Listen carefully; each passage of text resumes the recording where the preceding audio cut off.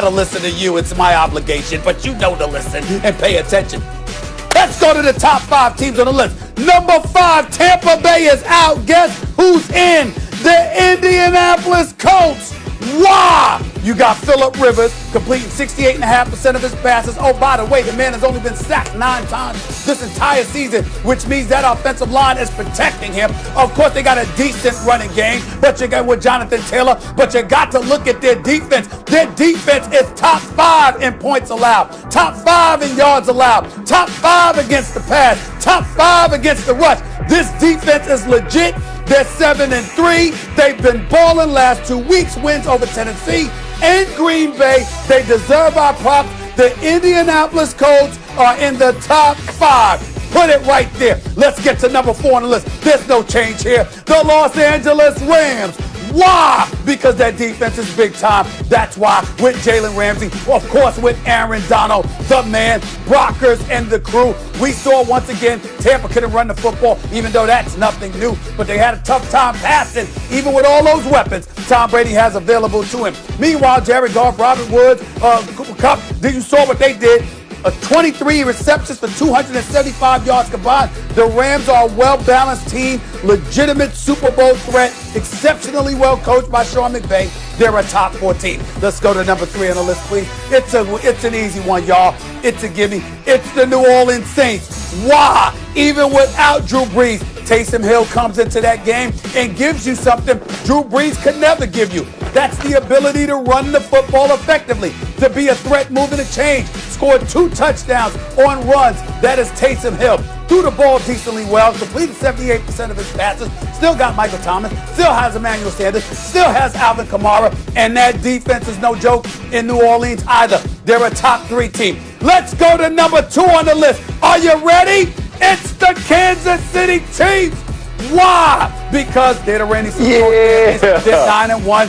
Patrick Mahomes is that dude. Make no mistake about it. You saw my brother from another mother, Travis Kelce, balling, Tyreek Hill and the crew. You know what they bring to the table, but they did struggle against the Las Vegas Raiders, and they needed the heroics of Patrick Mahomes with Travis Kelce and those boys to come on through. I didn't like that about them. I thought there was a little slippage there that they deserved it, but really it wasn't slippage on their part. It's the fact that I'm elevating this team to number 1, the undefeated Pittsburgh Steelers at 10-0. Why? I just told you they 10-0. That's why Big Ben Roethlisberger, top 5 in the league as far as I'm concerned at the quarterback position. You see Claypool, you see Juju Smith-Schuster, you see James Washington, you see DeAndre Johnson, you see all of these brothers, what they're doing, and you know that defense is real. It's legit. It's big time. They are undefeated, and they went there and treated the Jacksonville Jaguars like the bye week they are supposed to be. They handled them 27-3. I've got them as number 1 on my list.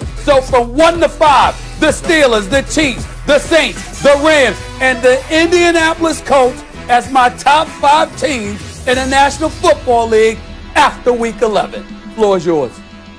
I wanted to say this is your first Stevens A list because I saw the Colts. I said, ooh, Stephen A is on it.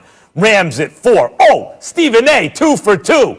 3 for 3 with the Saints. Here it comes, Stevens A and B list. You're not putting the Steelers ahead of the Chiefs. Will you stop that? Everyone knows the Chiefs are the best team in football. I don't care about their flaws. They got Patrick Mahomes. Steelers ain't beating no Chiefs. No one's beating the Chiefs. Almost there. Jeff Saturday, I've seen some D and C lists. I thought this was going to be an A, but I can only give it a B. See, here's the thing. This is what Stephen A does, right? Well, I come on early in the show and he gives this whole soliloquy about me being up there to beat him up. So what's he do, Max? He sugars me in with the Indianapolis Colts. He knows. He knows. He put them on the list. He's like, hey, I'm going to throw a little piece offering out to my man Saturday because usually he stomps on my list and he does this kind of stuff. Right. So he's protecting himself. Here's the other thing about Stephen A. He's a smart man now. He is a smart man.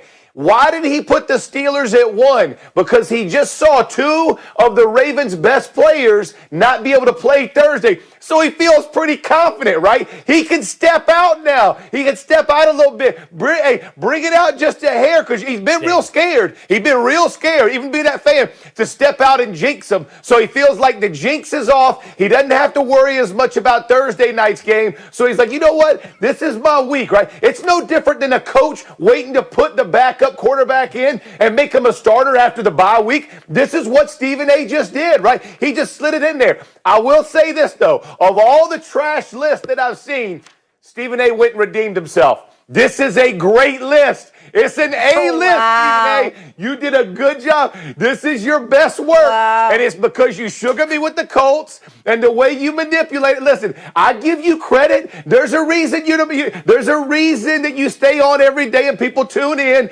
You know how to scratch the ear of Jeff Saturday. You did it today. I'm just going to let you know. You got the A list, Stephen A.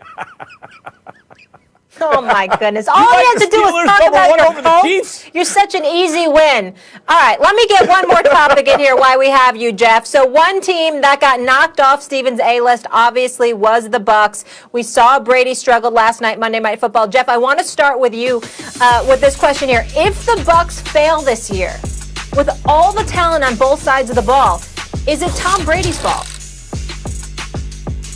No. This will be an organizational failure if they don't do it because of this year. I mean, I think if you're looking at, you are forcing a situation right now. You are seeing that Tom Brady is not making the plays down the field that your offense demands. So what changes can you make? Because you're still loaded on defense. I know they didn't play great last night against Jared Goff, but they still held him to 27 points and got 2 turnovers, so those teams can usually stay in. But you got to find a way to put some fire in this offense, whether that's bringing it down to more intermediate or check down type throws, whatever you have to do, and then establish the run. You know, without protection and trying to throw the ball deep, Tom Brady has not been the same guy his whole career, much less at 40-plus years old. So in my opinion, it will not just be on Tom Brady. There's enough blame to go around. With the exception of the go ahead, Stephen A. Listen, with the exception of 2018, Bruce Arians has been a head coach in this football league since 2012. What's the problem? What's wrong with expecting more from him? The fact of the matter is that you got Tom Brady, you got Antonio Brown, you got Chris Godwin and Mike Evans and Gronk and Brate. Even with O.J. Howard being out for the season, you still got Leonard Fournette, you got Ronald Jones. What's the problem? Or at least you had Ronald Jones before last night. I hope he's all right. The bottom line is this. You've got a multitude of weapons, okay? And you've got Todd Bowles coaching a defense in a respectable enough fashion for us to think that you have a chance. What is the problem holding Bruce Arians accountable to at least to the degree that we hold Tom Brady accountable? I have no problem with that. Yeah, no one holds Tom Brady accountable apparently except for me. Guys, Bruce Arians was good enough with a quarterback who's a third stringer this year. Jameis Winston's a third string quarterback. He went to a new team. He's not, the starter goes down. He's not starting, right? Like, he's a third stringer. That's the honest truth right now.